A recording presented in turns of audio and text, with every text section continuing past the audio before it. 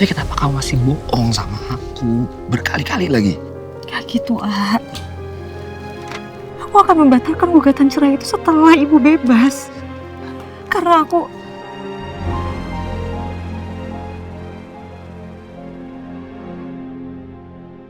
udah jatuh cinta sama kamu.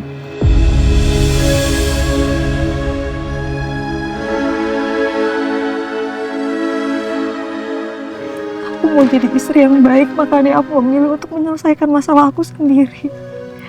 Karena aku gak sanggup buat ngecewain kamu, Ha. Sepahit-pahitnya itu, tetap kamu jujur yang penting. Ini masalah pernikahan kita juga loh, Thalia.